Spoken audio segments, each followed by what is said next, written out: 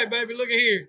You got Joey, Nate, we got Rodney Bell, we got Raymond, Charles Kemp, and his wife, Manda. And we got our guest tonight, Mr. Will Seger. We're coming to you live here in Uncle Earl's 2022, Winfield, Louisiana. Down here at the Winfield Fairgrounds. This is the granddaddy of them all as far as the Bay Pen world goes. And man, we have been here since Monday, and I'll tell you what, it ain't called beer time for nothing, if you know what I mean. There's been a lot of beers drank, a lot of good times had. I've got a good education on a lot of things. Run some dogs, had some really good runs. This pen will separate. If you've got a dog at home that's running 100%, it's a 90% dog here. So you bring it and see if you put yourself up against the best that there is, and then let your dogs go. Then you can talk about it. You know what I'm saying? It's one of those deals. I've been trying to come here for several years, and honestly, it is more than worth the trip.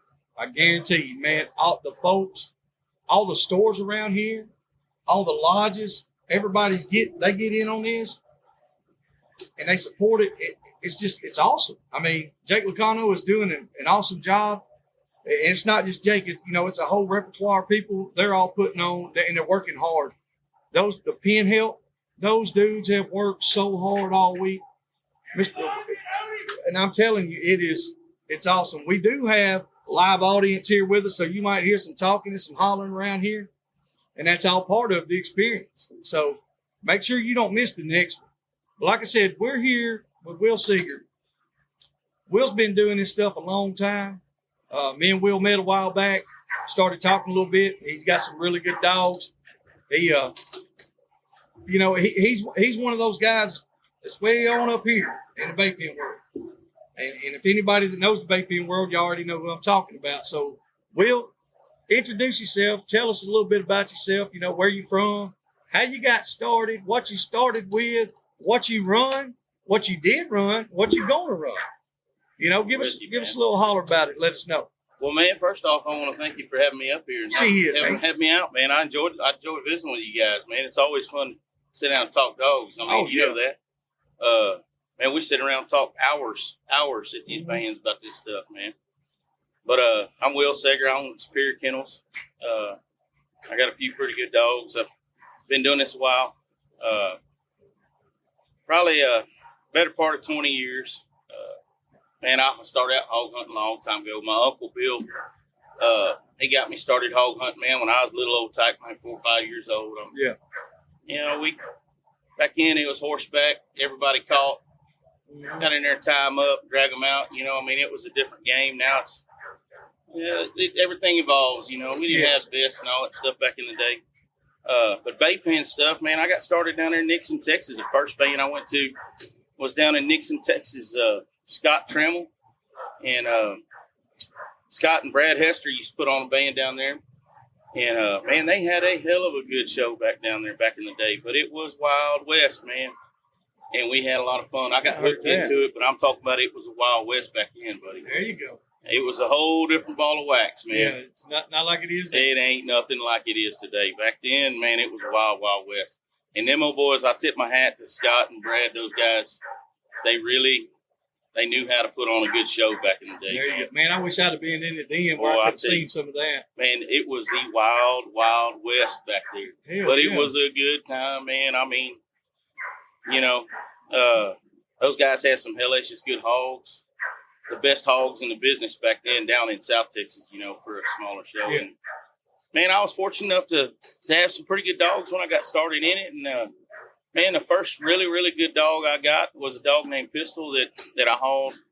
I bought him from Crystal Rohan, and man, he was a hell of a dog. In today's world, he would have been very highly competitive. And I mean, from a guy that's owned a couple world champions, that dog would have been right there in the mix. Paired right, he could do it. It's a little different nowadays. We got different game. It's gotten more, professionalized. There's more people that are doing it. You've got people that are dialing into all the different things that, you look at to kind of compress down on what makes a really good dog and how to make a really good dog. It's not barking at a hog for 2 minutes. It's not. It's not. Biggest misconception that everybody that I've talked to that doesn't do this, they're like, man, they're just in the pen barking for 2 minutes. I said, well, bring them for 2 minutes. Hell, it ain't that long. Yeah.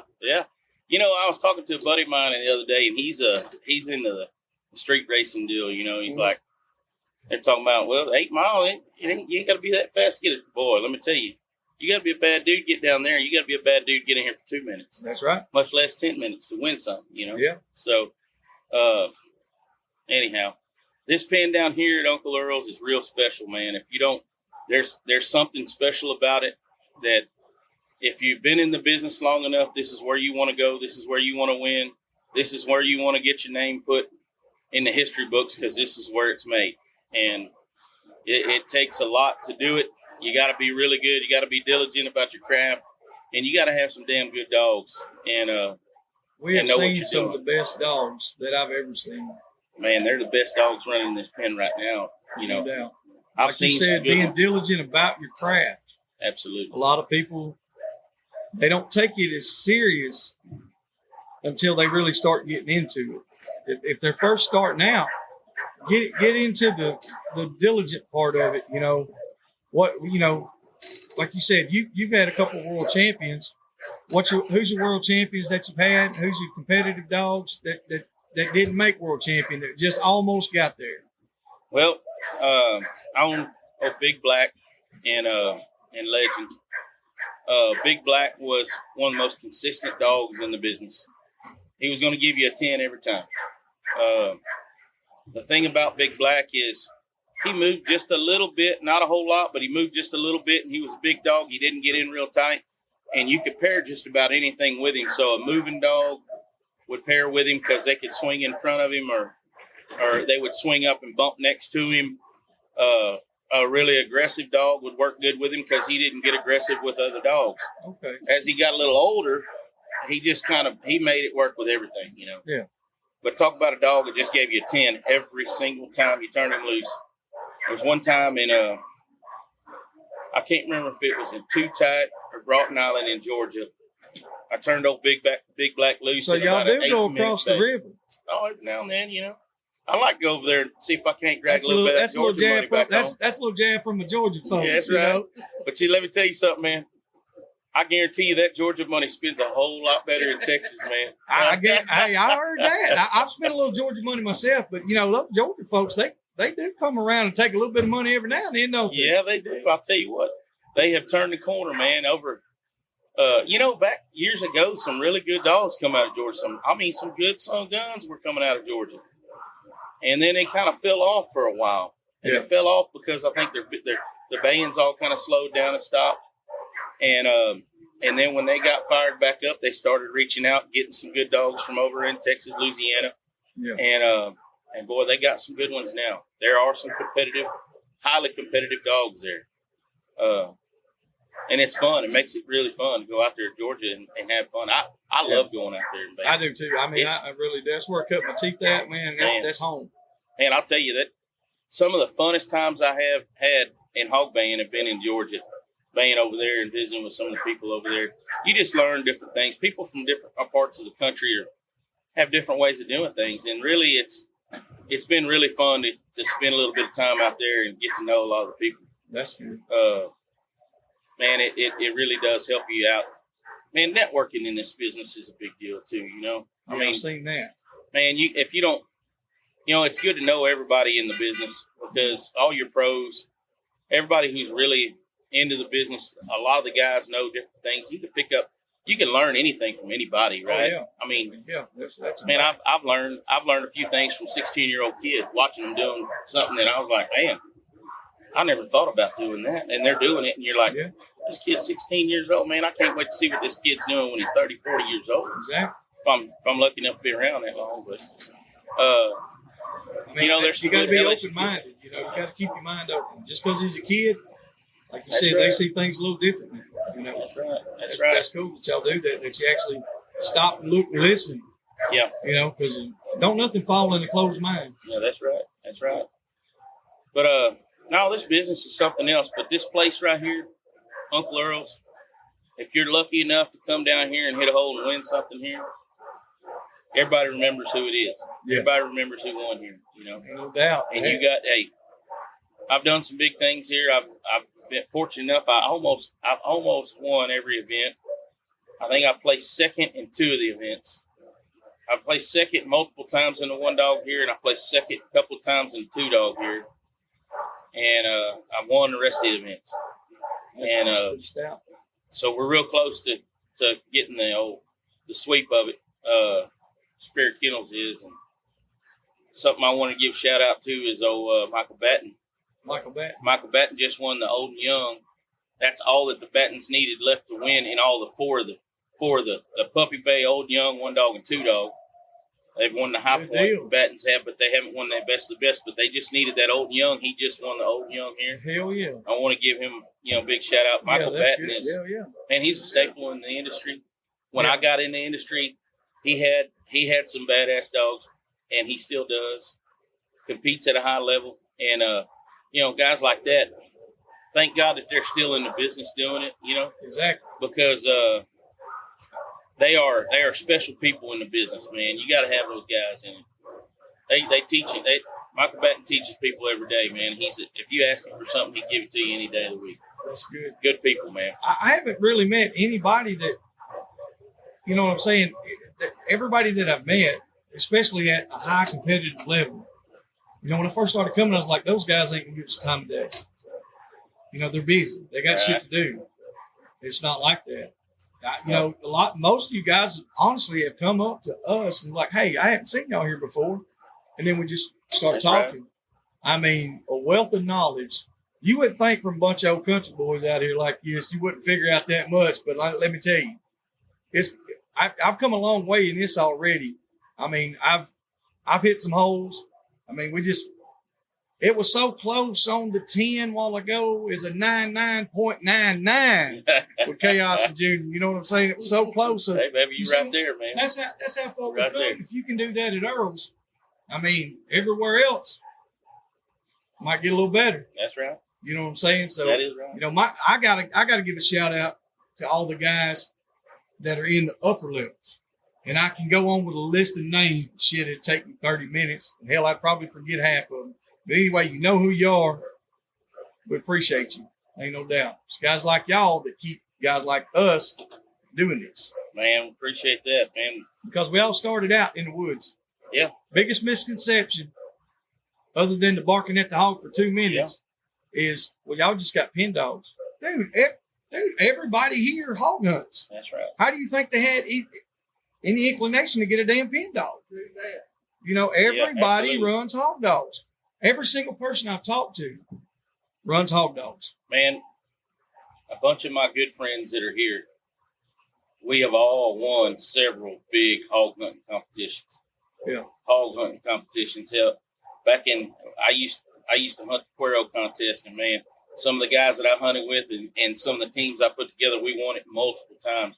That was back in the late 90s and early 2000s, and there wasn't a bunch of hog hunting competitions back then. There wasn't a bunch of them all over the place like there is now. And back then, there was 60, 70 teams showed up down there in Cuero. Now you lucky to get 10 or 15 teams at a good contest, And now they have a lot of them, so you think it'd be vice versa. Yeah, they're spread out now. There's a lot more hog hunters now. A lot younger folks in the game, which is good. That's always good. And one of the things that I always like to say, and what I'd like for everybody to kind of, this younger generation and these hog hunters, there's a lot of them that kind of butt heads. What we've really got to do is kind of start banding together more instead of butting heads. Because if we band together, we're a whole lot stronger than when we butt our heads against each other and start respecting each other a little better. You know, I mean, this younger generation, there's their lack of respect, and I'm not saying that like calling anybody out or anything, but in general, man, we've really got to band together to be able to continue to do what we love to do, because I hunt. I love to hunt, and I'm going to continue to hunt. And I don't want to lose that right to be able to do what we do. And we've really got to band together. Well, like you said, you learned something from a 16-year-old kid. That's right. And we say 16-year-old kid, and we say that because we're a lot older. It doesn't. We were 16 at one time too. Yeah. You know what I'm saying? And the thing about it is, older guys, if we can keep an open mind, do like you do, and if you young guys will follow suit, keep your minds open, and don't think that you know everything, you might learn something. Then again, hell, you could teach us something. I have learned stuff from younger guys continually. It's all about communicating and doing it right. You know, respecting one another and communicating, and you can really learn a lot. We put together some big things, man. It's just our sport and the things that we do. We got to start banding together a little more to be able to. They'll take it away from us. They will. There's so many people out there. Y'all know who they is. So many of them out there that want us. They don't want us doing what we do. And it really, if they mind their own business and let us do, we're not hurting anybody. We're not doing anything wrong. We're following the law. Yeah. And doing everything right. It's a liberty. It's not a law. It's a liberty. We have a liberty to do what we do. It's not a law. It's our right, God-given right and liberty to be able to do it. So that's one of the things that we've got to really focus on. And, you know, talking about the Georgia scene, you know, Georgia used to have a bunch of good bands, and we really enjoyed going out there. I love going to Georgia and band dog. Man, Georgia's been battling some stuff, man, and they're going through some. They got it tough. Man, they got it hard right now, and those guys really got to band together over there. Everybody on the East Coast needs to band together and try and do what they can to help move forward in the right direction and really get that thing sorted out over there for the benefit of everybody out there. I mean, it may take everybody digging in their pocket, grabbing out $100 and putting it in the pot. I mean, exactly. Nobody has a problem spending $100 to go bay a dog, but if you ain't got a place to go bay it, grab that $100, put it in a pot. Let's pay a lobby. Let's do something. Yeah, you got to get people in those places. Start educating yourself. Visit with the Texas Animal Health Department. Mm-hmm. Visit with however Louisiana's animal health situation is to be able to get the research done that it's going to take to move forward with doing that, because Georgia State, their government over there is trying to shut them down, and it's not that they're trying to shut them down; it's just trying to make it so hard that they can't operate. Yeah, right? I mean, and that's pretty much what I've seen too. Like you said, it's not that they shut them down; they're just making it so hard and so complicated. Like if you know, and at these pens and stuff and these holding places, all those hogs are tested. They all have to be tested, and a lot of places, you know, they test the individual hog, of course. But if one hog comes back with anything on it in Georgia, that shuts the whole thing down. So, I mean, why could you not take that one hog out, you know, and do whatever you need to do with it? You can let them handle that however they see fit. And then all the rest of the hogs, if they test positive or test negative, I said that. If one hog tests positive for something and all the rest test negative, why should one have to pay the price for all the rest of them?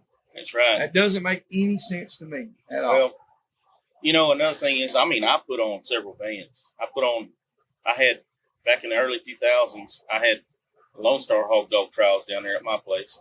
And I recently built another pen. And, you know, we put on a few. I put on one there in Hallettsville at the big expo center they got over there in 16. And then I put on another one at my place. I built another pen. And Superior Baydog Productions is that. And let me tell you, it's hard. It's hard to put on a hog band. It's hard to put up a set of hogs together. It's damn near impossible. We aren't doing it for the money. No. Because when you put on a hog band, you are not making money. Yeah, I was fixing to say it takes. You're doing this because you love doing it. Exactly. It's not because, like you said, it's our given right. That's right. And I you know, entry fees, when we're talking about entry fees, I mean, that stuff is just barely covering the bills, man. Entry fees, most of those are paid back out to the guys that are paying. The biggest part of it, but you gotta make some kind of money at it. Yeah, or be able to just cover your expenses, your judges, your pen help, and your hogs. If you rent them or if you own them, you gotta feed them, and all the different things, the power bill, the trophies, everything that you give away, everything that you do, it costs a lot of money. And 90% of the people that show up to a hog band don't realize how much it costs to run a band. Yeah. They really don't. And when you look at the price of the entry fees, a lot of people don't realize you got to pay a lot of money out, you know. So, I mean, the fees are going to be a little higher in some instances, you know. Mm-hmm. If you want nicer awards and you want to, you know, want to win some money, well, it's going to cost a little bit more, you know. I've always been an advocate for the price being whatever it is, whatever that person putting it on feels they're comfortable with, I'm good with. That's it. Yeah. I'm good with that. I've never complained about the price of entries because, frankly, I mean, if the higher it is, more money you're going to win when you get it. Well, yeah, I mean, that's what the purses that are here, there's a lot of money. And, me and Randy Darrell talked about that before about, the kind of money that you can win. Oh, man. I mean, Randy took a sack and dumped it out, and I was like, holy shit, that's a lot of money. I'm going to tell you something. In a 2-year stretch from about tell us something about your winnings. Early 15 or late 15 to early 18, man, I drug home double six figures. I'm talking a couple $100,000 easily. Damn. Man, when I went to Georgia, I went to Georgia probably 18 times in a row, and I won the one dog. And every time I went, I carried 7,000 plus home. That ain't bad for a weekend of drinking beer and having a good time. That is not bad. If you got a good set of dogs and you can haul them, I'm talking I want to say I went to 31 bands in 16. I went to 31 hog bands in 16. I stayed out there hustling. I campaigned my dogs, man. And that little saddleback dog I got, I hauled him all over the dang country. I'm talking everywhere. That black dog, I put him in every damn hog band you could think of. And if there was one that you couldn't think of, I probably practiced it. Yeah. But I hauled them dogs all over the country, man. They seen it all. And that's what it takes. And I've learned that because, like, when I first started out, I'd go out to Marc Bannister. We're going to give that shout out to Mr. Marc there, Hickory Crossing, Georgia. You come on out there and get you some of that. Good time. One of the oldest running bay pens in the world, man. If you haven't been to Hickory Crossing, you need to go to Hickory Crossing. Exactly. And you need to go in his little log cabin down there and look at the history of the hog. We recorded some podcasts in there, and you could sit there. You got these hogs, all these trophies and pictures. It's awesome, everywhere. Man. But when I started there, I was like, we went every now and then. Didn't really win any money. And I realized, I was like, if I'm going to do this, you got to go. Right. You can't say, I'm going to do this and not go. Yeah. And so I've tried to make every bay that I can. I started that I was already making a bunch of them, but I started last summer, and I made more money in the first 2 or 3 bays that I went to than I had all the previous years. Yeah. I was like, oh, so this is what you got to do. Yeah, that's it. Like you said, you got to load them up and haul them. It does cost money to do it. Like I said, if you got a good set of dogs, you turn them loose and they do what they do. And every dog has its day. Every dog can be beat. Every dog can lose. They'll make a mistake. It is what it is. But there's that always that time. Yeah. They hit that spot, man, and it's sweet.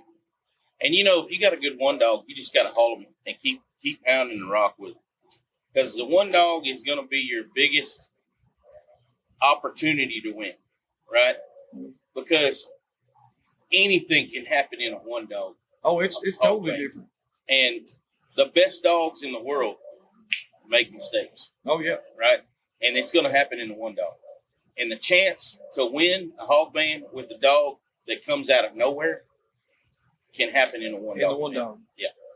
I seen that yesterday. I mean, it was like, I'm not saying the dogs came out of nowhere that won, but I seen dogs that nobody knew that went to the bay off. Top group of dogs that you think would be the top 10 dogs in the world. They weren't. They weren't there. No, they weren't there. So, I mean, something happened. There was a mistake. That doesn't mean that the dog's bad or anything like that. It's just that was what happened. Like I said, my dog turned him loose in the one dog, and he just didn't do what he should do. And today, in the 2 dog, I mean, it was like, I was like, yeah, that's my dog. Yesterday, I was like, oh, man, But that, like you said, that there's a lot of mistakes that can happen. There's a lot more opportunity for something to happen if you don't have that other dog there. Yeah, I was thinking more about like back in the old days, when I was a young guy coming into the sport and being able to compete with some of the guys that were the staples of the industry, and I always went to some Mayans and some ABDR shows that Nikki and Darla put on back in the day, and going down there and competing with some of those folks. The average age back then was probably in 50. It was probably 50. Now we've got a lot of young competitors. Yeah, we've got a lot of young dog men in this business now. It's changed like so much. Yeah. I mean, not only you, but I'm talking about, hey, man, hey, baby, you ain't that old. But there's some guys, I'm talking about back in the day, man, we're competing against guys that have been doing this like 100 years, man. You think you're baying against these guys. Old timers. I mean, literally, that's where all the knowledge and all that is. You got to compete against them. I don't want to compete against them. I don't. I thought Nicky McCullen 20 years ago was 80 years old. Yeah. We wheeling him out of the dang nursing home, getting him a day pass, come down here now. Hell yeah. Nicky McCullen, shout out to you, buddy. Get him, Nicky. Hell yeah. He used to be, hey, man, that guy used to be hard to beat back then, man.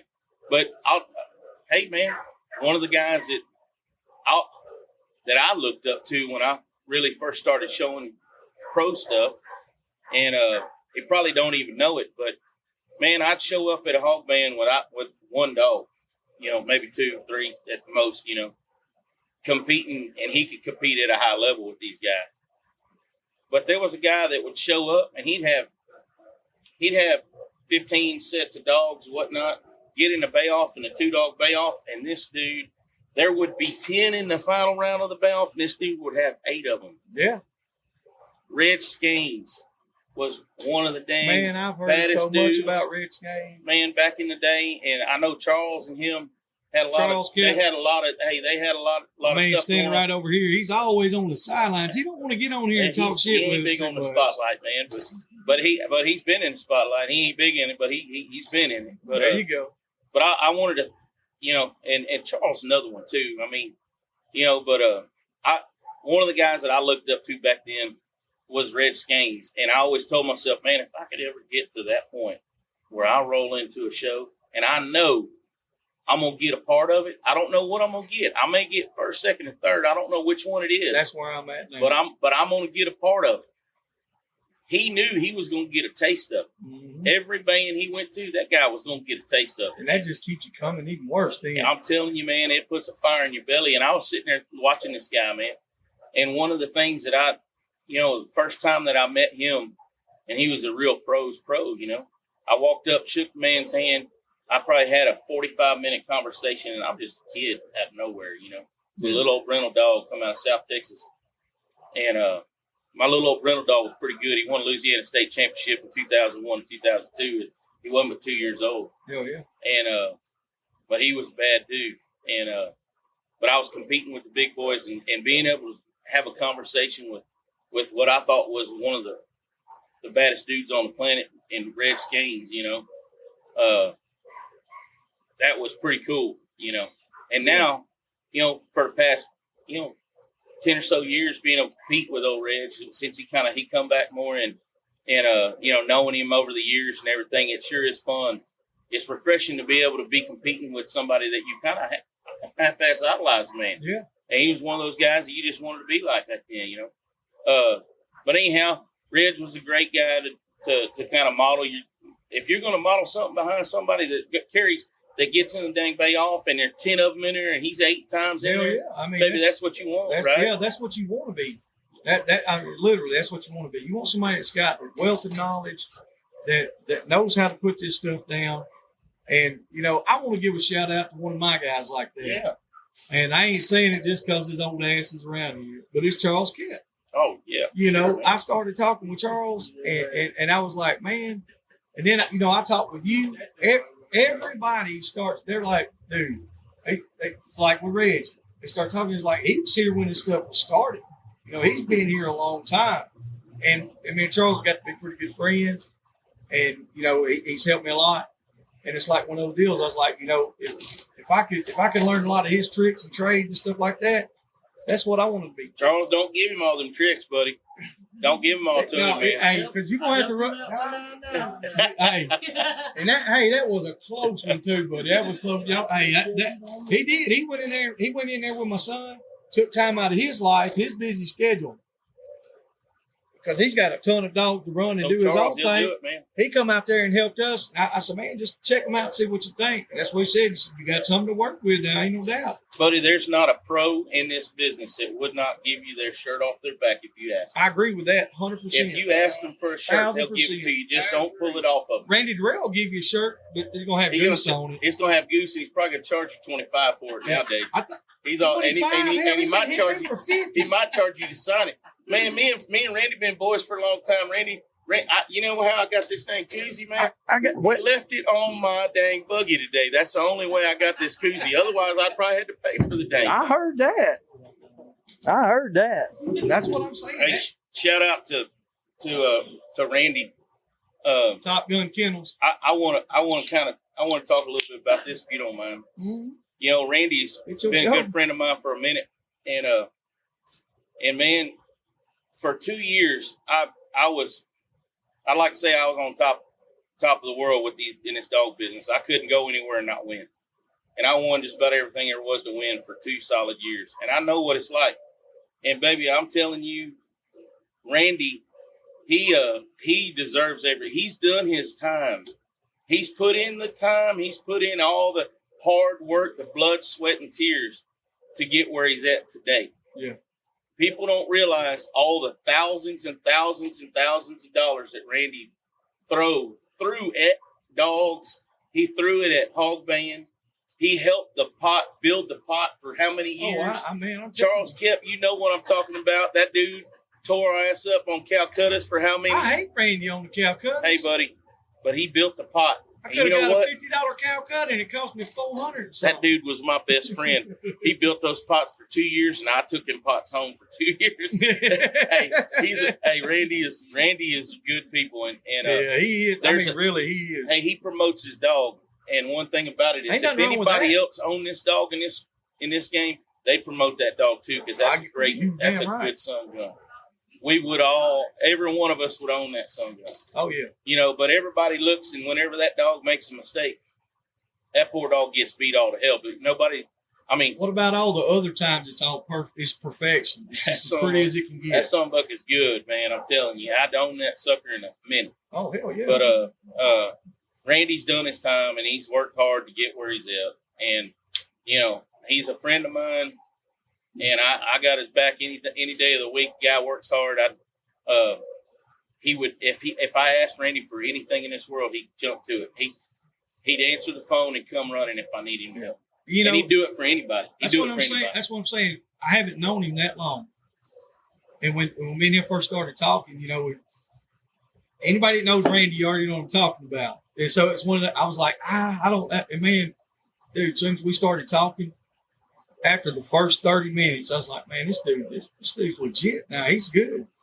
And since I've known him for a little while, man, he's been nothing but good to me. Oh, man. Literally nothing but good to me. He's told me, he's like, hey, if you need to pair something up, let me know. And I'm talking about somebody that don't have any dogs. Now, I'm not saying my dogs aren't good. By no means. We're just getting started. Right. My dogs come from Joy and Lanier Shaw, and they ain't no joke. Man. That whole thing right there, that's a 26 years of breeding some bad stuff. Man, Joy and Lanier. So, first trip out to Georgia, I met Joy and Lanier. And they come up to me, and they're just friendly as could be. And Lanier Shaw was a dear friend of mine. And Joy is too. And you know, my old big black dog, I started tracing back on his paperwork, going back, looking at some, man, right down the backside, maybe two generations back is Joy's Catahoulas. Yeah. Or Shaw's Catahoulas, however it was. And they had a couple of dogs on that set of papers. You know, if it wasn't for Joy and Lanier raising some really good dogs, there wouldn't be, I know of one world champion. Yeah. If it wasn't for what they were doing. There you go. And Joy is the sweetest, kindest person in the world. She is the sweetest woman. Take pictures all day long. Slow. And you know what? I was so tickled. She's in the Bay Off last night. Fourth. I think it wound up with fourth. Yeah. Something like that. You know, it just goes to show you that's consistency. Consistency. It's consistency. Good. And she got third. No, she didn't get third. I think it was fourth. It was fourth. Yeah, I'm pretty sure. I think Steve Lester got third. Yeah. I think so. She got knocked down one, but I mean it. But look, when you're at this level, fourth. Look, we're talking about. We set a record here. We set a record here with entries. I mean, 2 dogs. What 365? 360 something dogs. 360 something in the 2 dog. I mean, it's been like that every day. We're over 700 something entries already. Oh man, unreal! It's wild. We're talking about the best dogs in the world. Yeah, this ain't like going out against 20 or 30 dogs. This is going. We've been here since Monday. What day is today? Friday. We don't forget what day. That's how bad it is. Our days are running together by now. We have had the best time. We have watched so many dogs, and when you got a dog like Miss Joey's dog that's up here, I think it was Rock. Yeah. Was it Rock? Yep, Rock. Yep. Clyde, he got knocked out. But, I mean, shout out to Clyde, too. Just good stuff, man. Just good stuff. That's all you can say. Yeah, and they've been highly competitive for a long time. And it's people like that have been doing it for so long. People like Charles Kemp over here. I mean, we get these good dogs and we continue to breed and try and train and raise the best of them, right? And we try and breed the best that we can. You're welcome, buddy. But to be able to maneuver and kind of keep some of these lines going for all those years, we can literally trace a bunch of this stuff back. Even though most of our dogs aren't registered dogs, we can really go all the way back, 6, 8, 10 generations back. It's kind of like the old game dog. It's like the old game dog guys, and I mean. And look, nobody's dog fighting or none of that shit. No. So it's like, even though that dog wasn't registered through a registry, they always knew what dog was what because those guys got together and had a function. Yep. And, today those functions are no longer around. That's illegal. Don't do that, guys. Don't do it. So these functions that we have, we don't have a lot of outside people come in. We got dog people that come in. And so that's why I don't understand why it's so stinking regulated. Yep. It's such a big stink sometimes. Yeah. But you're always going to have somebody that's got something to say. So, like I said, everybody stick together. I don't care if you woods hunt. I don't care if you hog hunt, if you rabbit hunt, whatever. If you run dogs, we all need to be together. So that way we can continue a legacy that's going on for generation after generation after generation. It can't go to more generations if we get shut down. That's just what it is. That's right, man. And another thing on this, we're talking about these hog dogs and pen dogs, and you already kind of touched on it that most of these guys hog hunt. Mm-hmm. Putting a pen dog or a woods dog in a pen, they have the classes now for your woods dog. Mm-hmm. So you don't have to compete against these pro pen dogs. So you can go in there and compete and man, put your money up and come out and have a good time, man. We all enjoy hanging out and shooting a breeze and having a few beers together and talk about hunting. I mean, 90% of our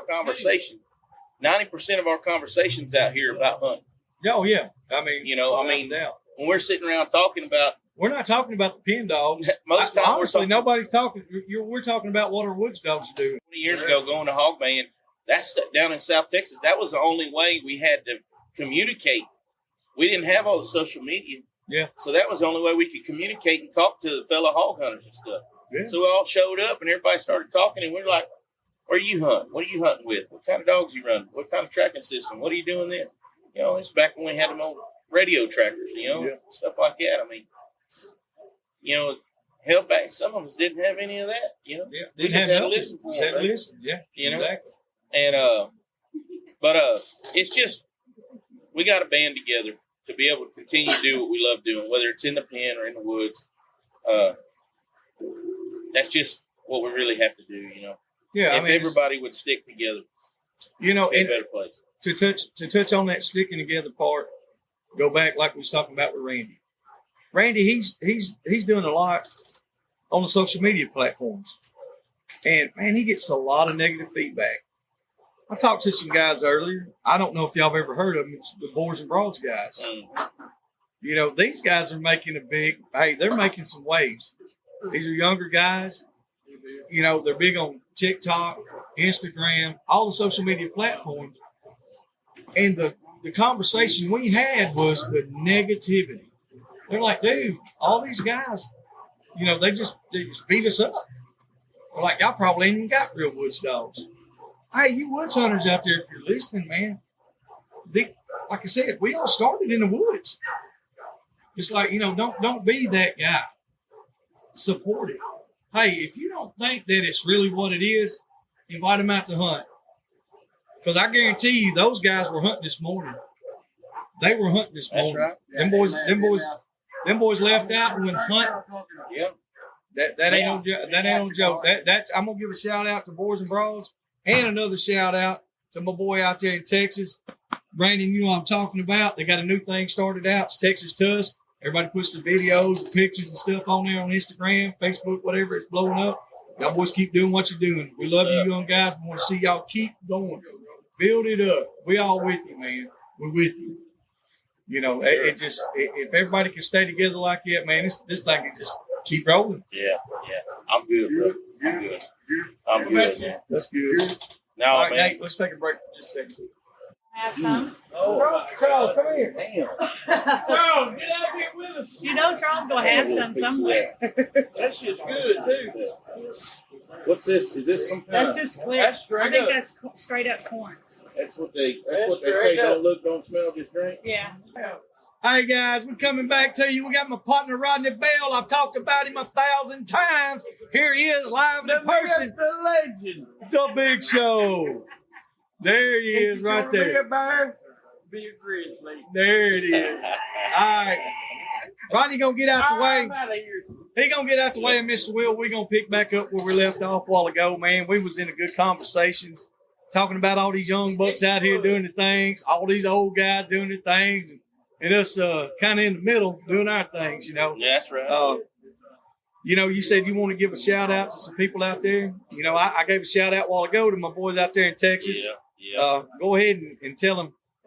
Man, there was a guy back in the day when I used to go down to South Texas to a band down there in Pearsall, Roger Leal. He's no longer with us. His family and friends and everybody down there in Pearsall, man, they used to put on one heck of a band down there. Old Coolero Zone, the Coolero. And Roger was good as gold, man. He competed hard. He went as many times as he could. He'd come support my show too.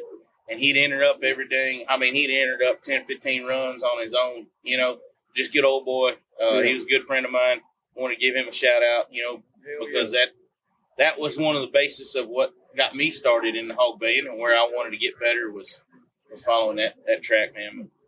Man, I just think about kind of some of them old timers and the old dogs back in the day, man, thinking about how they would stack up with the dogs that we have today. Man, if it wasn't for those old dogs, we wouldn't have the dogs. Yeah, you wouldn't have nothing today. No, you wouldn't have them.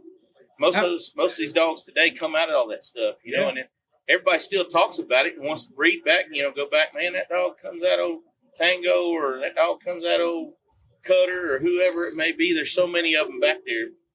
But talking about them old dogs, it was something special. It was something special to be able to be able to compete with some of them old dogs back in the day, you know, and enjoy it, man. I enjoyed the hell out of it. And it's a whole different world then too, wasn't it? Like you said, Wild Wild West, baby. It was a Wild Wild West, man. Back I wish I could have been that stuff. I didn't even know it existed then. You know what I'm saying? Yeah, man. I've been hog hunting a pretty good while now myself. You know, I started close to 20 years ago now, but you know, none of my family, I didn't know anything about it. Right. And I got a Bait Solid magazine. Yeah, come on. I got a Bait Solid magazine. I said, what is this? And I started looking at it, and I was like, and I seen a picture of Hickory Crossing where they were taking the awards. Yeah. And this is no joke. Before I ever knew what a hog dog was, I said, I want to get my picture made there. And then once I started fiddling around with it, started digging around, I found where Bait Solid was, got me a subscription to it, seen them pictures again, and next thing you know, I'm there. And guess what? I got my damn picture there, That's too. That's right, man. Actually, right now, I ain't tooting my own horn, but I got a lot of pictures there now. That's You know what I'm saying? Yeah. And it's with woods dogs. Yeah. Woods dogs, guys. I didn't, like I said, no kind of. I didn't own no competition dogs. Yeah. But they competed. You know. Yeah. You know, I went to Hickory Crossing almost 2 years ago, and about a year and a half, a little over a year and a half ago. Anyhow, went down there, and the main reason I went down there is because I wanted to take Legend down there. He's starting to get a little age on him. Yeah. He's still highly competitive. And I carried him out there for one reason and one reason only, is because I wanted to win something, and I want to get his picture hung on that wall out there. Hell yeah. Because I'd heard about all the pictures and Nostalgia. all the great dogs and all the great handlers Yeah. in this business have their picture hanging on the wall over you there go. at that place.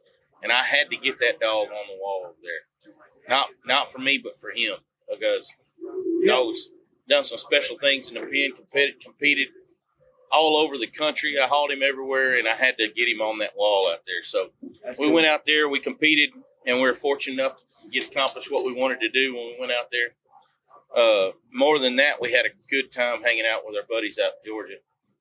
And getting to see that place is something special. I highly recommend anybody and everybody to go compete there. Hey, talking about that, we're going to have the plot day that's coming up.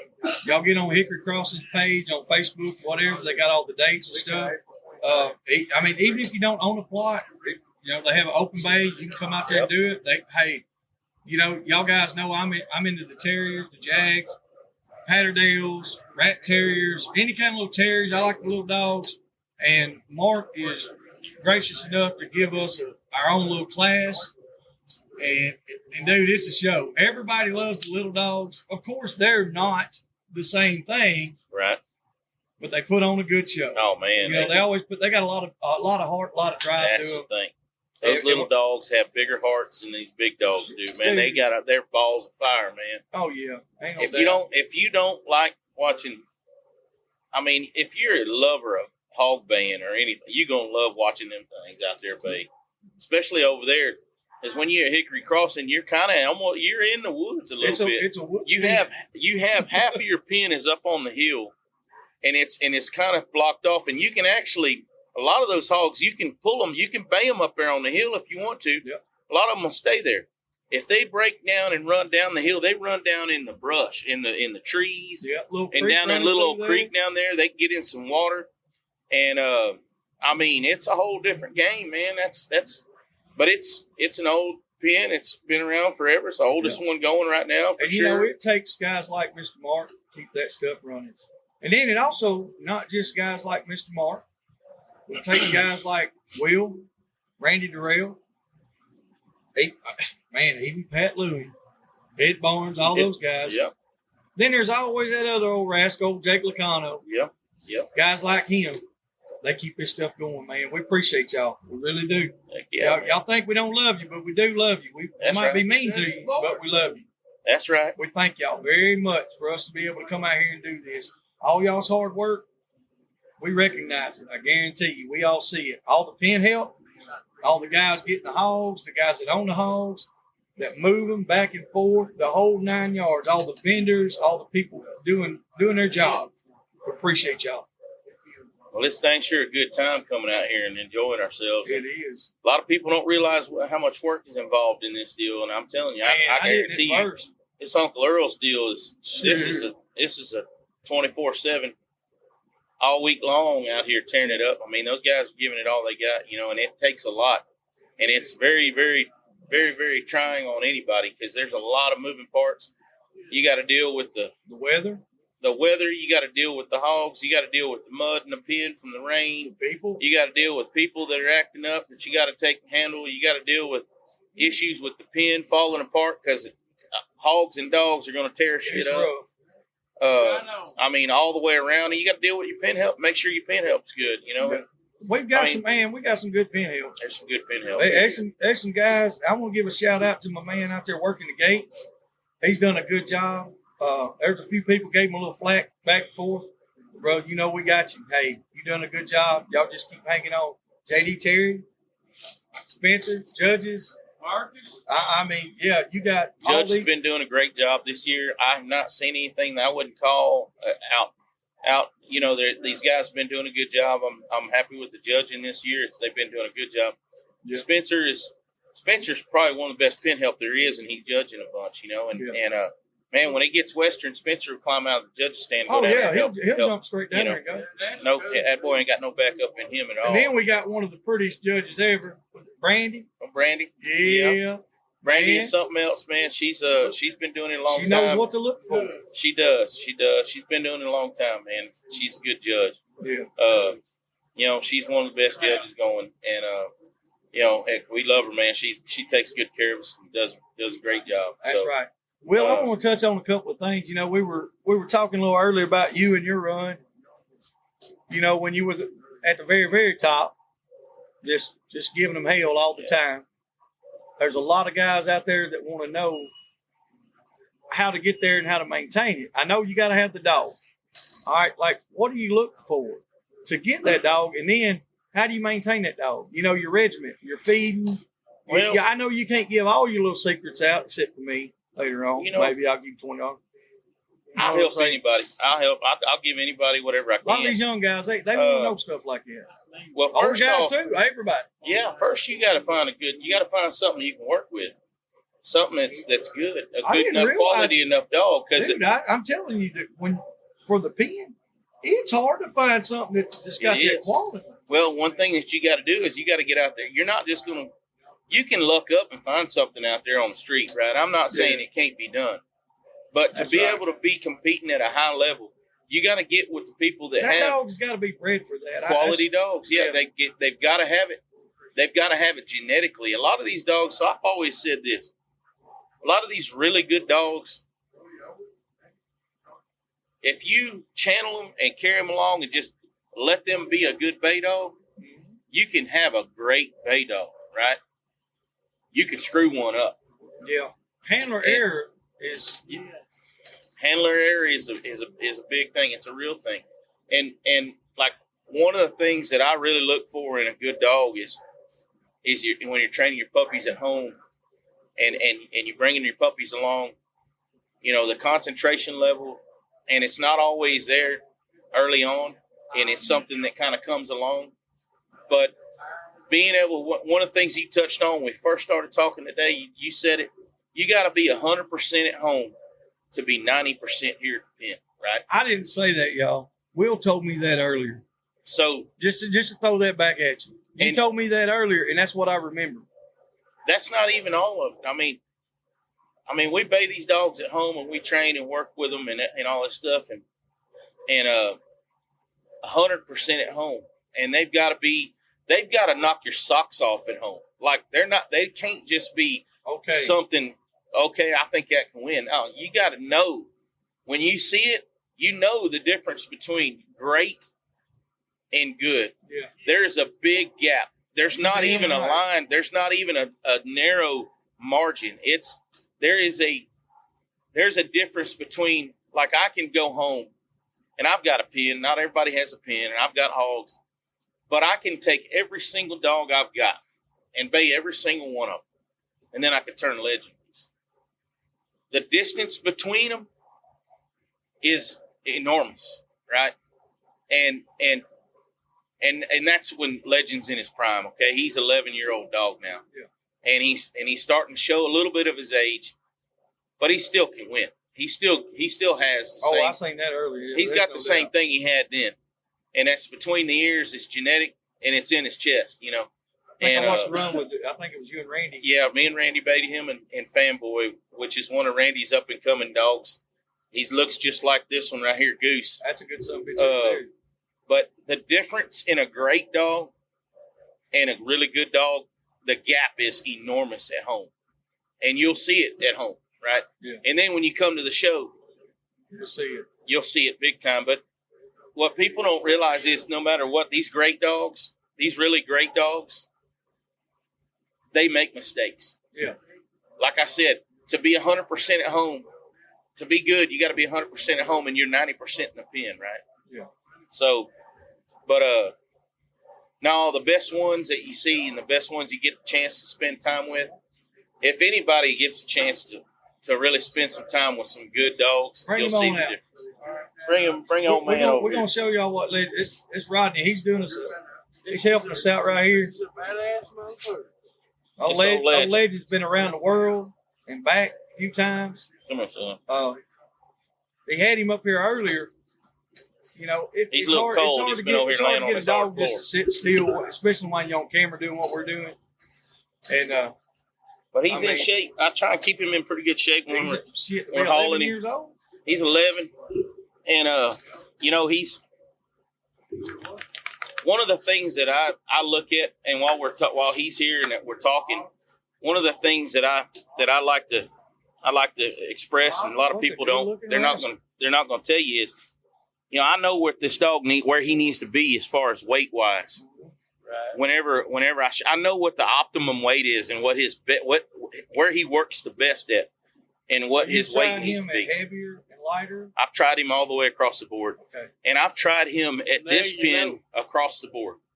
I've tried him every weight. I've tried him overweight, because one of the things I know about Legend is I know that when I come to the show, like this show here, it's damn near a week long, and now it is. Yeah. Legend don't like to eat at the show, right? I know a lot of dogs like that. A lot of them don't like to. So I know I got to come in a little heavy with him. I got to come in just a little bit heavy, because if all you guys woods hunt know this, you go hog hunt for 3 or 4 days in a row. They drop it. And they drop weight like you ain't ever seen, right? So the difference is people looking at your cross out like, damn, do you feed that dog? I'm like, I feed him tracks. Yeah.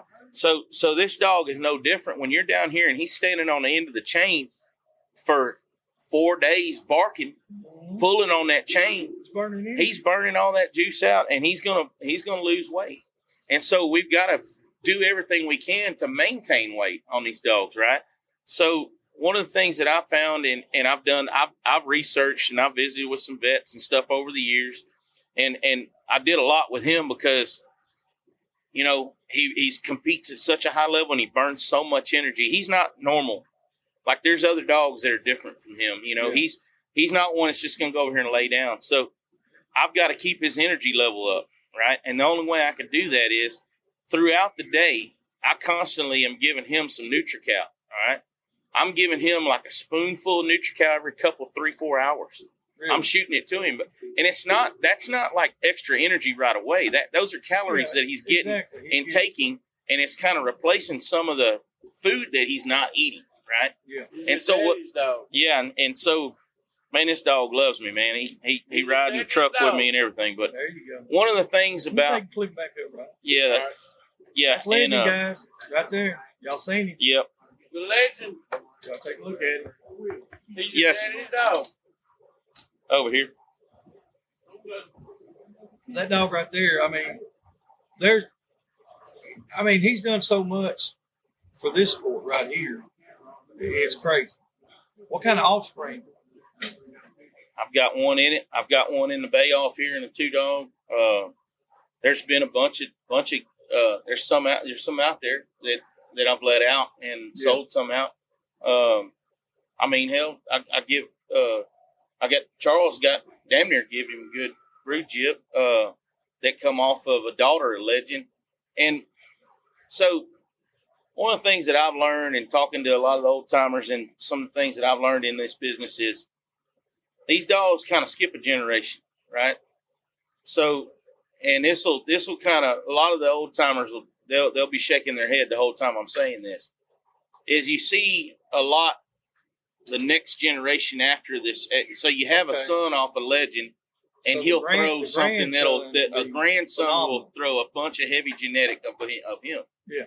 And I've found that, you know, Legend is very, very dominant in traits on certain things. And you don't want too much of it, right? You don't want to get too much of it, because you can compound a lot of that stuff. He's such a high energy dog that you can compound that to the point where he is so high. It's offspring overexertion, and they're just too hot. They're just too hot in the pen, right? Yeah. And so, you know, watching the weights of dogs, I guarantee you, Randy Durrell can look at Goose just like I can look at this dog. I'll tell you right now, that dog weighs 51 pounds right now. Right now, he weighs 51. I told you earlier that he probably weighed 52, but he weighs 51 pounds right now. I know that. Put him on a scale, I guarantee he's 51 pounds.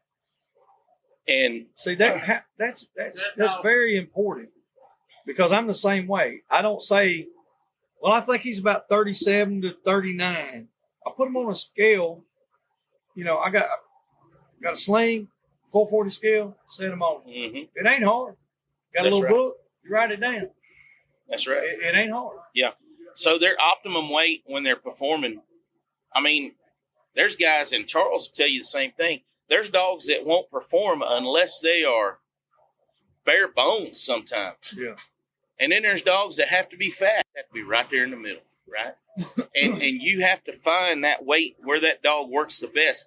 And that's just one iota, one small little thing that pros look at when we're competing with these dogs. That's one little thing that we carry in our bag of competitive issues that we deal with to be able to compete at a high level. And there's so many different things that you can instill in this deal and learn. But I can promise you, Randy knows what Goose weighs. Yeah. And he can tell you by looking at him exactly what he weighs.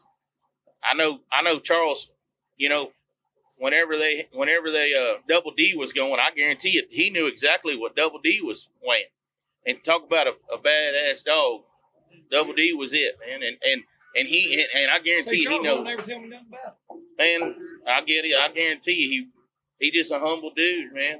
He just gonna kick back. Hell, I can't even get him hardly to talk about hardly any of them old dogs, man. I might get Nate to get us another mic run over there in a minute. We'll just hand it to him. He don't want to be on camera. He can stay off camera. But you know what the difference is about old Chuck? He's worried about what the next one's gonna do. There you go. And if you're really a champion and you want to win, you're always focused on the next big thing, right? I've noticed that. He's always got them young dogs. That's right. That's right. And you got to find them, man, and you got to work. I want to give not a shout out, but I want to give a holler at a friend of mine who is probably one of the best dog men that I've known. And I've been fortunate enough to be called one of my good friends, Justin Cobb. Justin Cobb is a dog man. There is no better dog man in this business today than Justin Cobb. He's one of the most honest guys I've ever met in my entire life. And he knows more in his pinky about dogs than most people know in their whole body and their whole life. That's all. And the dude he's a wealth of knowledge. And he's kind of a humble dude too. He ain't gonna talk a whole lot about it. Yeah. And if you get the opportunity to get him on, you're gonna have to grill him and get it out of him. We're gonna have to grill him a little. You're gonna have to get it out of him, and he ain't gonna give you all his secrets, you know. Yeah. But he's been a dear friend of mine, close friend, and we trade a lot of stuff. I learned a lot from Justin Cobb. I've been doing it a long time. He's a few years younger than me. He's been doing it a long time.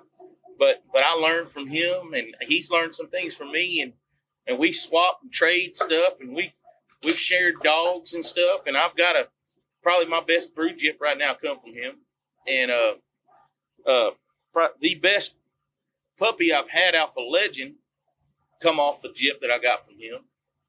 And so it's not always just about the dog, you know. The jip's got a lot to do with it. Oh, yeah. But Justin Cobb has put together some dogs, and he has sold more dogs that have won more money than probably anybody that I know that's going. Okay. A handful of them out there have dominated the industry for a little bit at a time or two. What's some names? I mean, Gorilla's one of them. You know, what's Gorilla done? He's only won what? What's he? Is he? He's won the best of the best last year. I was going to say he's probably won one dog most everything. In a minute. Yeah, he's one. The Chad Culliford owns him now. Yeah. You know, he had a dog named Dagger. Cobb's dog Coon right now is off the Cowboy, and Cooney. Cooney she was 2-dog champion down here. Buzz was a dog come out of nowhere. Justin Cobb had come out of nowhere. This dog didn't have no pedigree. He didn't have no bay pen pedigree. This dog was one he raised. Brought in the bay pen with Cooney, and they come down here in a 2-dog, man, competing against the best in the world. In 2015 and won the 2-dog. Hell yeah. First year he competed at a high level. He come down here and won the 2-dog, man. Yeah, I mean, he's that Coon has done it all down here. He's won the old and young. He's won the 2-dog. He's won the high point. I'm not sure, but I'm fairly certain he's placed in the top 5 almost every year since he's been hauling him in the 2-dog. I don't think he's won any in the 1-dog yet, and he hadn't hit the best of the best. But I know he's won the puppy here. So if I need to borrow a little bit of money, Justin Cobb is the guy I need to talk to. If you need to get a dog, you need to go see Justin Cobb. I guarantee If you need to borrow some money, I'd say you talk to Chuck. Charles Kemp. Charles Kemp. Charles that's the Kemp's man. got a deep pocket. Well, I went down there to Wells Fargo, because when you're down here, you're going to have to hit the ATM. That's right. I went down there, I told Wells Fargo, I said, I'd like to go and get, a little withdrawal or something, And the woman, she looked at me, she said, from Charles Kemp? I said, yeah, hell, that'll work right That'll there. work. Come on. With no problem at all. He hands out that pin pretty handy. The old pin number, huh? It's Yeah. 5 digits. Yeah. He's got it. He's got it. You can't hide money. You can't No, hide you can't hide it, man. You can't But no, man, some of these old dog men that are around here, man, it's something special to be able to still compete with a lot of the guys that are going. Like I said, that's the nostalgia. Oh man, The nostalgia factor in it. Hey, look here. We're talking about the old men here. There's guys out here in their 80s. right? I mean, I had one almost beat me in the dance contest.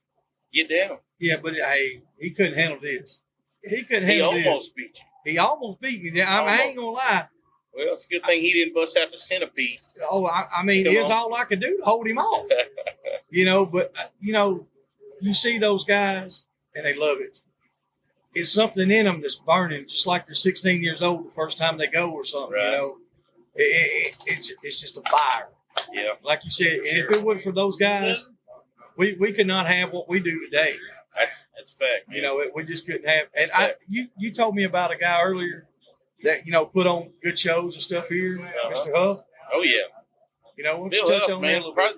Bill Huff, probably the best judge in the business, man. Bill Huff always gives the dog the benefit of the doubt. There's sometimes that we're watching a band and we think we saw something, but we ain't real sure. Bill Huff, he's going to give that dog the benefit of the doubt. A lot of times we also have these catch outs, right? Say we have a catch out and this hog is just a running son of a gun, will not stop no matter what. And they grab a hold and they're hanging on. Oh, yeah. And they're just still running. Well, Bill Huff would give them about a 15-second count.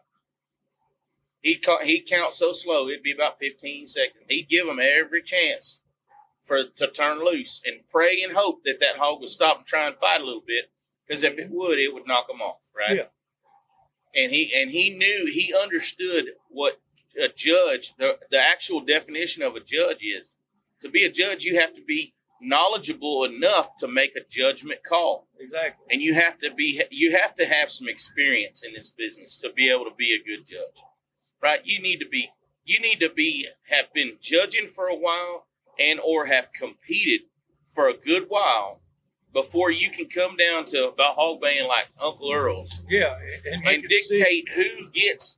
Man, we're talking about $20,000 in this 2-dog event, right? Oh, yeah. We got to make sure that there are exceptional good judges that have experience that can give that judgment call. Well, talking about the judgment stuff, when you're up there in the stands and you're just starting out, or if you don't know anything about it, there's so many little factors. A lot of people know about the lookout or the catch out part and stuff. I mean, what go through the list and tell us what are the faults that they have to look for. So If you're judging, what all do you have to look for? So these judges are constantly watching, and believe me, look, judging is not easy. It's very, very hard to sit there for 12 hours out here watching dogs, and things start running together, okay? But they're watching for a head shake. They're watching for a smell in the ground. They're watching for a dog that gets charged really far out, and he may turn his head to look before he at the end of his charge, and then goes back, or makes a wide turn and looks out in front of him where he's going. And they're watching to try and make another thing they're trying to do is make a judgment call whether or not to call a failure to try and stop a dog or hog that's running. If you have one that's just traveling and he's not paying attention to a dog, right? And if he's not trying to actually physically trying to stop the hog or catch his attention to make him pay attention to him.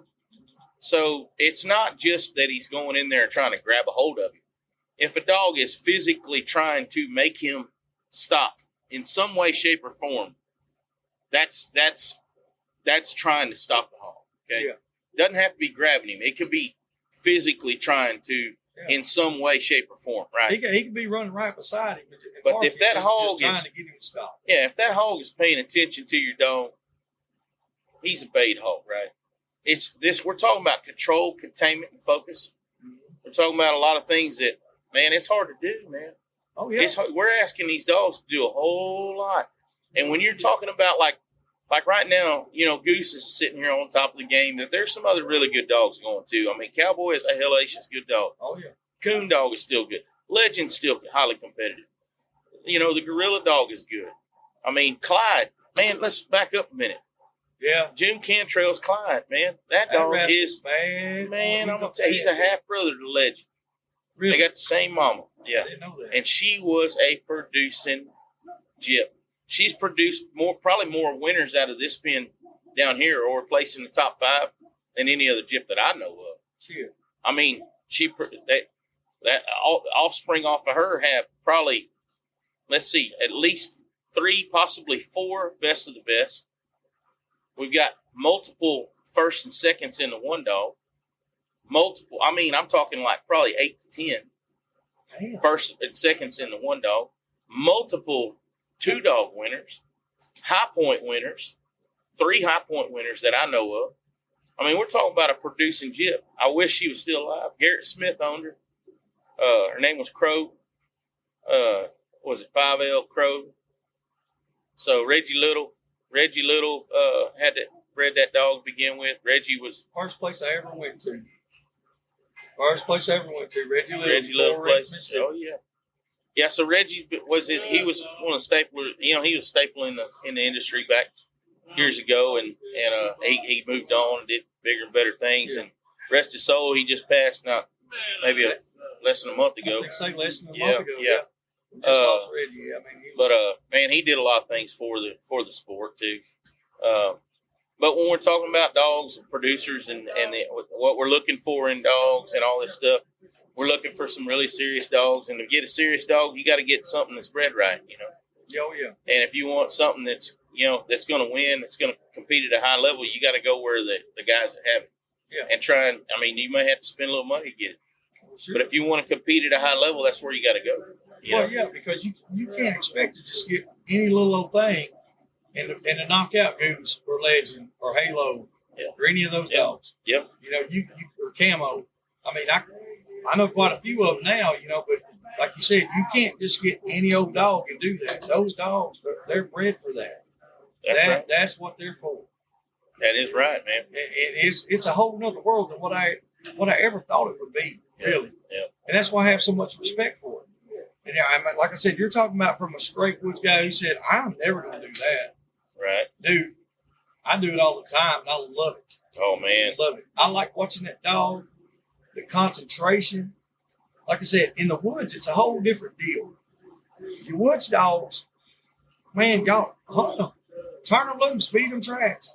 But if you get one that might not work out in the woods, you can't ever tell. You might have that little golden goose there. That's right. If you don't, the next step to get to that level is you've got to have the best. Yeah. Yeah. You can't expect to be the best and not start with something from the best.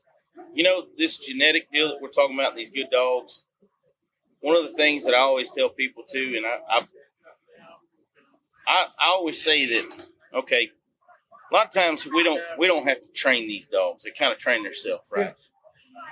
But when we're talking about trying to be on top and do some big things with a dog, I always say that we train them by paradigm, right? Yeah. So paradigm, what's paradigm? It's the events and the things that happen in our life that mold us into who we are, and they shape us into the way we believe and think and what we do, right?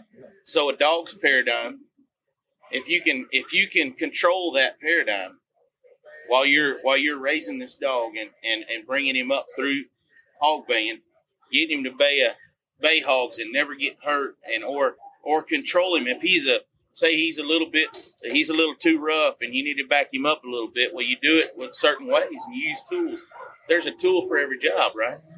And you have to control that paradigm. And once you have gotten that paradigm and molded it to where they're a finished product of a dog, say when they finally hit their peak and they're a mature dog, 2, 3, 4. And a lot of people have that misconception also on the maturity level of the dog. You're like, It man, changes. that dog's almost 2 years old. I'm like, even He's with not- woods dogs, He's it's not like, done. no, look, he's just getting started. He's just getting started, man.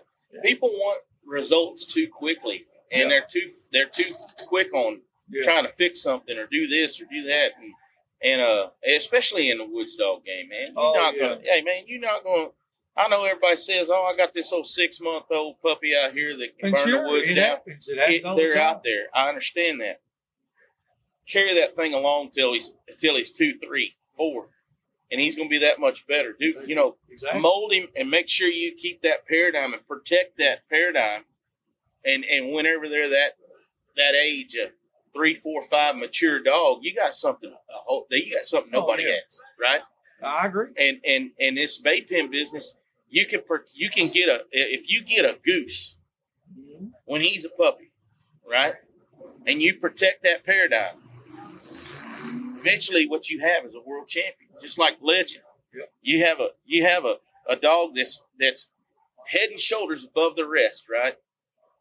And you protect that paradigm, and you get them to that place where they can do all the big things that nobody else can do. Then you got something, So it starts when they're young, and then it carries on into whenever you got them mature, and every dog matures at a different time, Oh yeah. I mean, you just got to know what Cody you're Odom, doing, told me. I had Cody Odom on the podcast out there, and he was talking about Halo.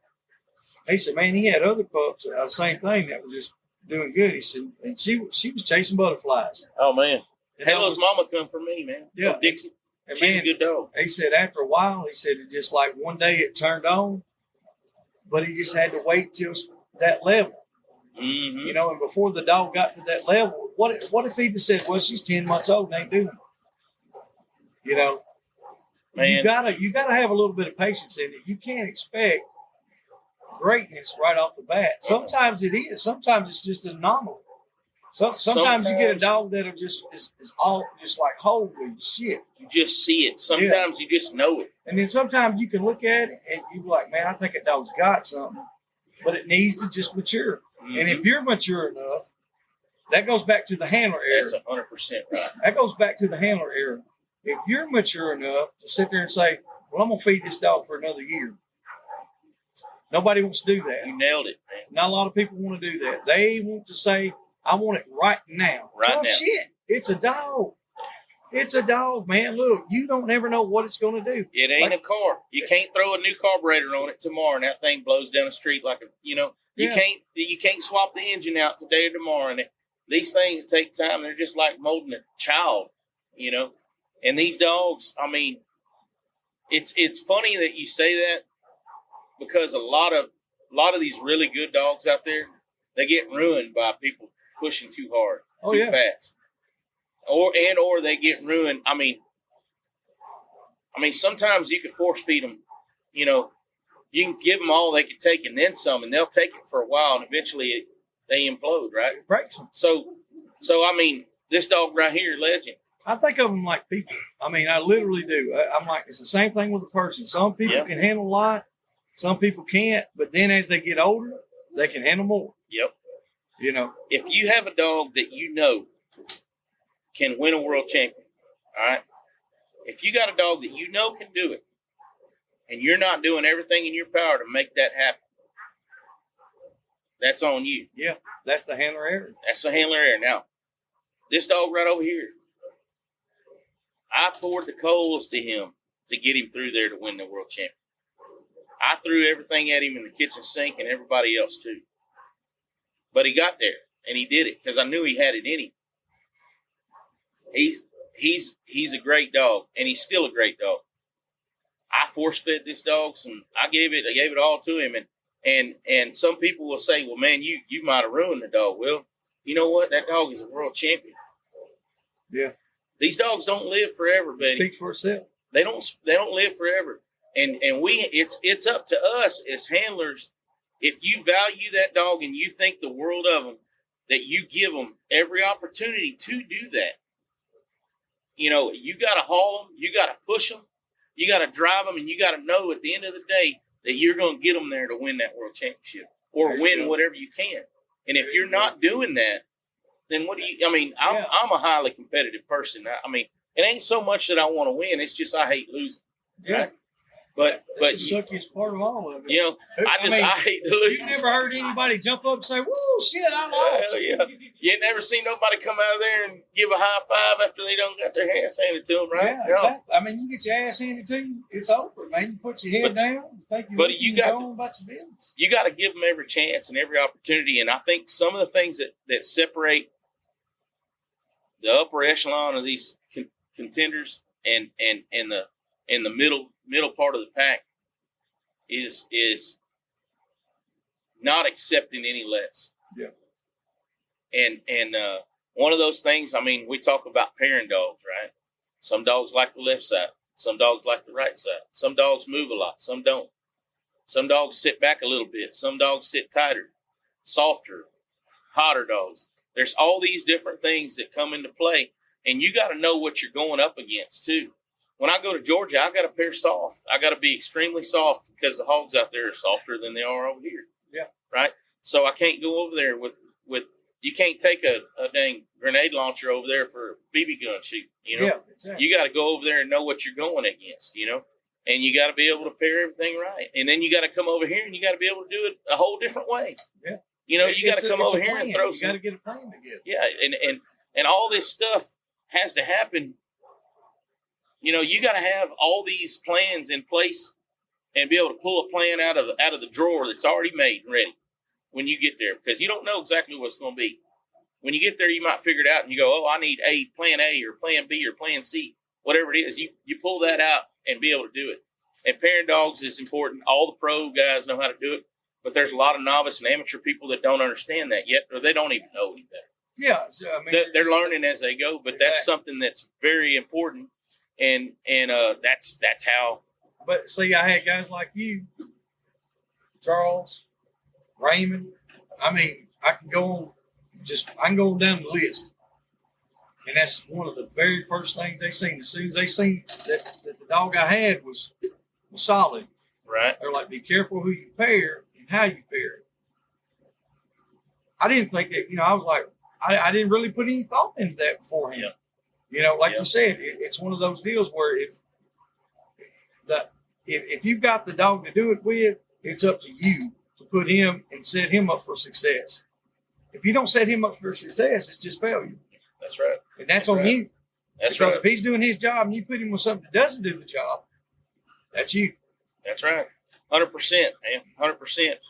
Being able to pair, being able to get the right dogs at the right time, doing all the right things at home, doing all the right things at the show, all those things kind of add up and bring it together and put you where there's so much minutia that you've got to be able to wade through to figure out, to understand, to be able to win at this game at a high level. Because everybody else is doing it. All the pros that are doing it, they're doing it. Yeah. They're doing all the little things because all the little things add up. One of the things my daddy told me a long time ago is talking about if you watch your pennies, the dollars will take care of themselves. It's kind of like the same thing with dogs, If you watch the little things, the big things will take care of themselves, right? Yeah. And, pairing is one of the most important things. Not everybody's going to get the best pairs. Not everybody. Yeah, but those best pairs, they got made. Those good dogs got made by pairing them right. Exactly. If you find that other dog out there that you could pair with, that's that good, and you can win with him, pair him right, and go win. So, Randy Durrell touched on that subject when we had the podcast with Randy on. That's what he said. He said, I make sure I get out and hustle my pairs. That's right. He said, I make sure I try to get them paired up with the best. He said, a dog that makes my dog look even better is always better. That's right. And it is. I mean, you get a dog that's just It's nothing against anybody or the dog or anything like that. Because you could take two dogs. You could take a dog that wouldn't pair with Legend or a dog that wouldn't pair with Goose, put them two together. Shit, that might be one of the best pairs ever. You don't know. That's where it comes to putting in your time, the little things, putting in the effort of spending all your free time, pairing them up with whatever else is there, practicing, saying, hey, this dog's not working here. This dog's too left-handed. He's swinging too much. He's doing this. He's doing that. You got to put all that together. You know, I mean, my hat's off to you guys. Like I said, I'm just learning all this. I'm like, man, there's a lot of shit to do this. This is not just. It's not that easy. There's a lot more. That's why I love it, because it's not that easy. It's very complicated, and people don't realize how complicated it is to be able to go out there and win. You know, I mean, consistently be out there competing to win. You know, because you can get lucky every now and then. Absolutely. Anybody can. Absolutely. But like you said, if you do it where it's over and over and over again, maybe not even first place, but if you're in the top 10, top 5, or if you're placing where you're hitting money holes all the time, because I mean, there's times where there's dogs that's going to be third place 5 times. Man, absolutely. That dog right there, you know what I'm saying? He's paying the way. Yeah, for sure. And then you got a dog that's like that, and then he's going to hit that first place every now and then. That's a consistent deal, you know. Like and then on top of that, man, I mean, kind of touch on like great dogs, right? Man, there's a Mount Rushmore of some good dogs, right? Some of the greatest dogs, you know. Goose is a great dog. He's a great dog. He's on the Mount Rushmore, you know. I'd say Legend is, not just because it's my dog, but I mean, for the things that he's accomplished, he's on there. There's a handful of them that I admire a lot, and I think are just awesome dogs. Like Clyde, I think is on there, you know. One of the dogs that I'd like to talk about a little bit right now, and he was a big competitor of mine in the middle of Legends' career, was Steve Lester's Gator dog. Steve Lester's Gator dog was probably the best, most consistent one dog that I've ever seen in my life. The dog was just overwhelming strong and could handle bad hogs like nobody's business. And that's a big deal. I've learned that. And the one dog, if you got a dog that is a one dog, he's doing it on his own, buddy. And there was one time that we were at East Texas, and let me tell you, me and Steve had competed so much, and I've known him since he was a young buck, and we used to get into these little fun deals, and we jawed each other. And old Gator was a bad dude, man. I'm talking about one of the best. Some of the first times I ever seen, like the Uncle Earl's thing, where somebody had won, it was Gator. And I was like, damn. Gator's solid, man. And I seen it several times, and I was like, man, that's a good dog. Man, one of the funniest things is we were at Jake's band down there, East Texas, down there, and we just we're getting in a 2-dog, and Steve and I entered up Legend and Gator, which they were both so dominant over a hog that it was unreal. We entered them together in a 2-dog, and I won $100 on a bet with Jake that they wouldn't catch out. Jake bet me $100. Oh, they're gonna catch out. They went in there and laid down a perfect, right? Yeah. Actually, I think they got a little punchy. They did get a little punchy. Maybe we got a 9-9. One of them hit the hog. I can't remember which one, but they did get a little punchy. But anyhow, it was pretty awesome, and it was fun. And I won $100 before I even won the band. Yeah, you won the band. Yeah, that's all. Took a little bit of Jake's money. Y'all fixing to go? All right, y'all. Miss Charles, he's fixing to head on to the house. Yep. You want this stuff here? Yeah, they're gonna take that grab stuff. Let her get that. Head on back. It's late. It's you get to see, man. We've been here all week. Yeah, that's there right. You go. Hey, we appreciate y'all. Thank y'all for sitting around and listening to us. Man. Yeah, he just had a birthday. He's an old fart. 77 years old. Might have been 87. Yeah. Hell, I don't know, but he's old. You get that cheaper meal down there at the old pancake house now, don't you? Yeah, you get that free senior coffee. All right, man. We'll see y'all. Thank you, y'all. Oh, that'll work. Hey, where'd Nate go? I don't know where he's took off. He'll edit whatever we need to edit. Yeah, for sure. And so, but that was one of the things, man. Once I started really getting into this, I started looking at all the old dogs, and I started seeing, and I noticed, like you said, the consistency part. It was from the bloodlines, the handlers, and it's just one of those things that, like I said, I always go back to the old game dog stuff. That's what I was raised on. That's Right. what I know, and it's the same thing with that. You got a lot of the big names out there, the Carvers, Crenshaws, the Boudreaux. You got all those names and stuff. And anything that's out of there is top-notch stuff. Right. It's not a fluke. Yeah. It's because of all the time and effort that's went into it. That's why it's like it is. Yeah. Same thing with these bait pen dogs. It's not because somebody just bred two dogs in the yard and it's like, okay, well, these are all right. Now we're going to be champions. There was a lot of trial and error. Oh yeah, A lot of trial and error, and there's been a lot of things that people have trained, done things different, just to try and figure things out, and it's worked. And then there was. I imagine how many times it didn't work. Oh yeah. That's I the know things how I many look times at. it didn't work for me. That's what I'm saying. That's the things I look at. I'm like, Thousands. look at all the times that you put all that time and effort in, and it didn't work, but you didn't quit. Oh man. You didn't just say, well, hell, I can't do it. Move on to the next plan. Yeah, it's like, let's do it again. Yeah. Let's go to That's the the next fun part about it, right?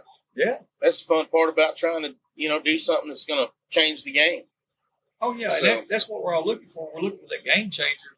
Look for something that's going to be different. You want the anomaly. You want the phenom. Like you said, you want the goose. Something that just does it. Yeah. You want the legend. Yeah, want something. you. That's what we're in it for, to try and do something, get on top. I mean, and the looking to find that, you got to know what it is, because Yeah, a lot 'cause of if you people don't even know what they're looking for. They don't even know how great it can be, and you gotta, when you see it and you think you know it, unless you've had it before, you might not.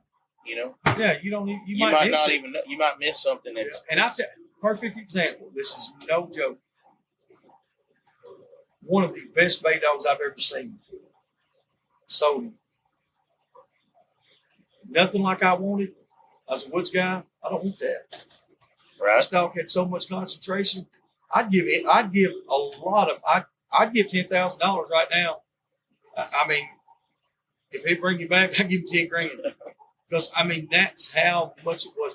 That dog, not one time ever, when you turned him on the hog, it didn't matter if it's a pen. All he was studying was working that hog. His old mountain curve, big tall leggy dog. Yeah. And he almost was as tall as a Great Dane. Big old leggy Man, dog. I like them leggy dogs. Dude, that son of a bitch would stand up, and he would get over the top of most hogs. Which, you're talking average hogs, 150, 175 pounds, and he would be over top of them, and that hog would just put his head down. Right. And that dog would make that son of a bitch pay for it. Yeah. He would stand over top. That hog would have slobber running down his nose. And that hog could whoop him, do whatever. He just went to a guy in South Georgia and he put him in a swamp.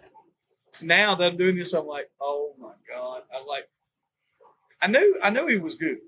Yeah, he'd be legit. Huh? But and it wasn't just one time or two times. It was like, I done this shit. Like literally, we would have people come over and we'd start dogs with him and stuff like that. We had a training pen back when we could do that. Yeah. And there were people just come over to watch him. They were like, dude, this dude is bad. Bad I was like, news. we ran rough stuff. That's how we ran. And it takes a rough dog to be a good bay dog. Yeah. Most of them they got to be some bad dudes, Yeah. Ain't no doubt. Some of the old dogs that were special and stuff, that have influenced a lot of what we're training and doing right now. Otis Weems Otis Weems got some of his good dogs from Reg Canes, man. Really? Reg Canes influenced a lot of those Weems dogs. Well, I've heard so much about Reg Canes. It's crazy because I met him out in Georgia. Yeah. First time I ever met him. And me and him just started talking for a few minutes. I know he don't know who I am or anything like that, but like you said, you said when you first started, you talked to him, had like a 45-minute conversation. Me and him had a 30-minute conversation at least, standing there talking back and forth, carrying on. I was like, dude, this guy, he is a wealth of knowledge. Then when he walked off, Marc Bannister told me, he said, that guy right there has been in this a long time. Yeah.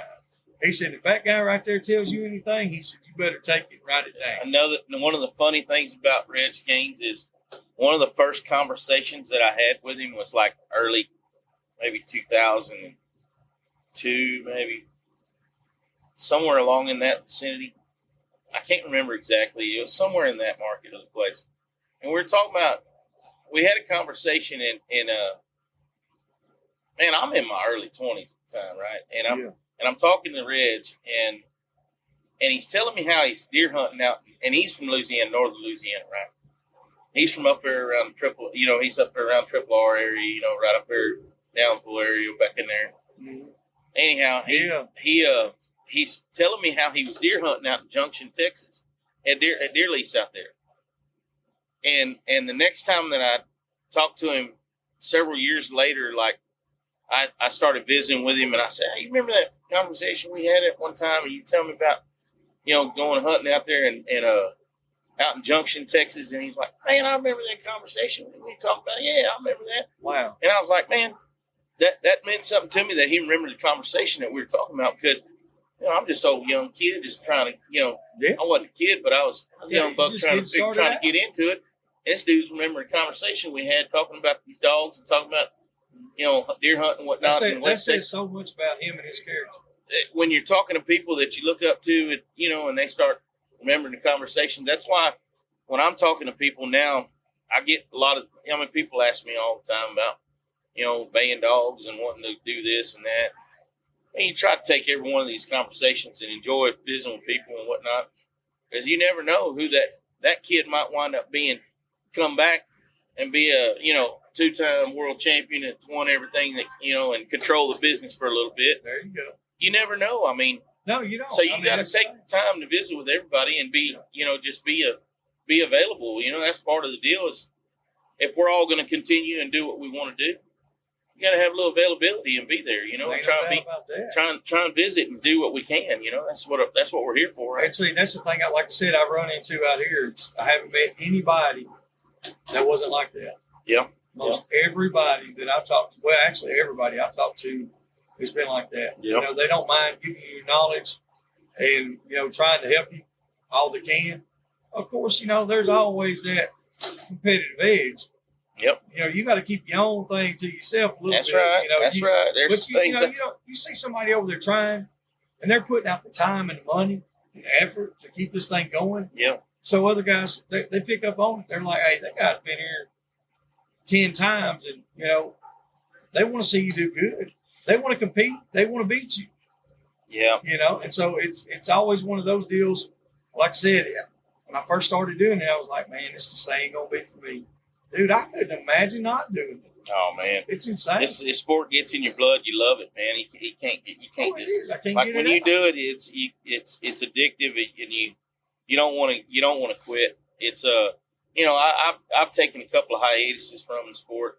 I still competed here and there, but I didn't just follow and hit the trail as hard as I was at one time. And I mean, you got to take a break every now and then, kind of regroup, and figure out what your next step's going to be, and take a deep breath, and then kind of like working on something. When you're working on something every now and then, you got to take back and look at the big picture for a minute, see which direction you want to go, and follow that path for a minute. Exactly.